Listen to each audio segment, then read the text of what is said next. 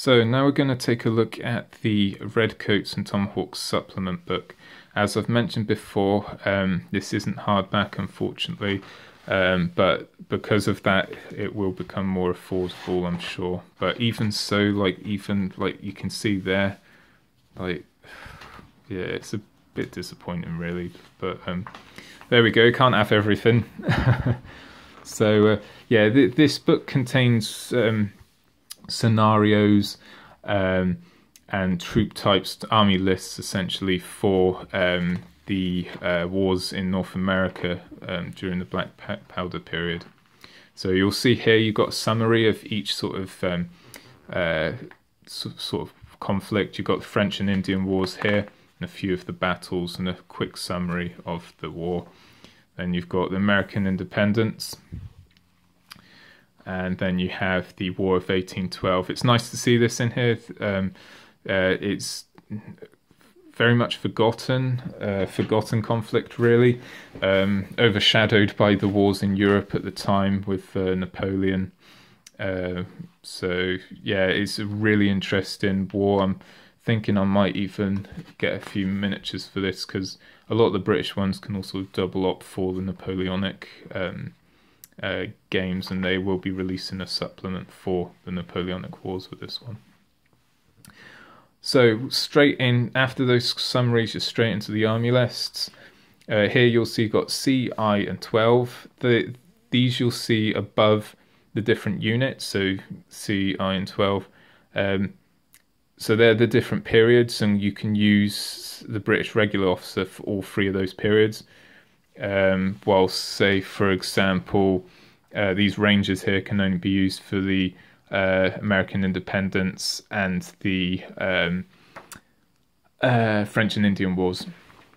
So I believe the C, I, and 12 is a bit of a weird choice to have CI and 12, but yeah, I'm not sure why I've done that. But it's easy enough to distinguish the different periods on there.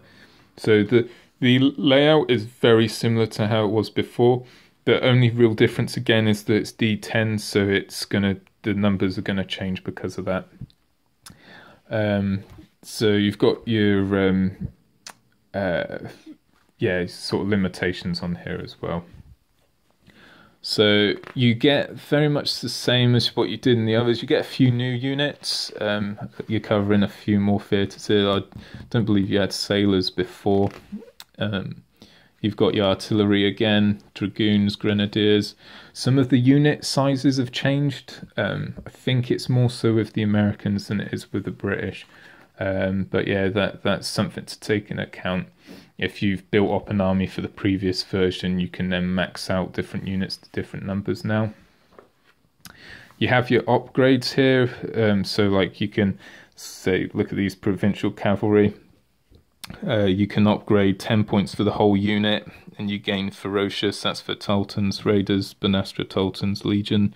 So it's good to see these sort of themey sort of upgrades for each unit as well.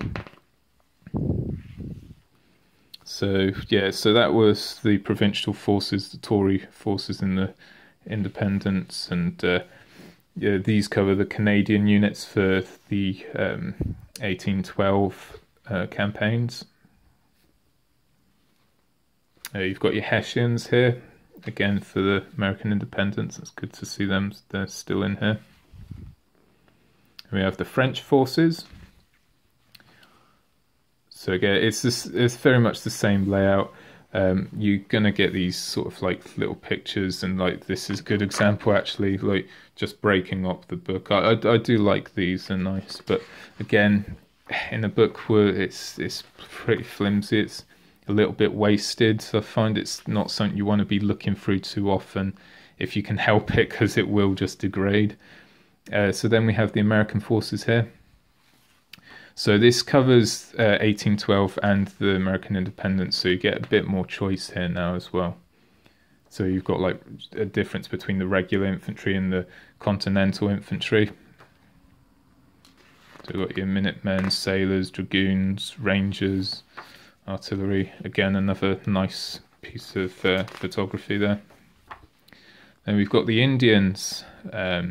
Obviously, these guys were quite pivotal in the battles throughout, mainly the French and Indian War, more so than the War of Independence. And then you've got Tecumseh and that in 1812 that had quite a major impact on the battles that were fought. Civilians are still in this, and again, like you see here, you get sort of period-specific scenarios. I like this. You do have 3 core scenarios in the rulebook, but these are fleshed out in the supplements here. And then at the end you have your random events, so these aren't in the main rulebook now. Again, these are specific to the supplement. So that's a quick look at that one. Also, the cards are connected to the supplement, not the rulebook, so there'll be different decks for different supplements. So I very much look forward to see what they come out with that, and the difference between the units. So overall, I'm really excited to get involved in this game. Like I say, I've always been a fan of Musket and Tomahawks, and Studio Tomahawk make good games, of course, Saga as well.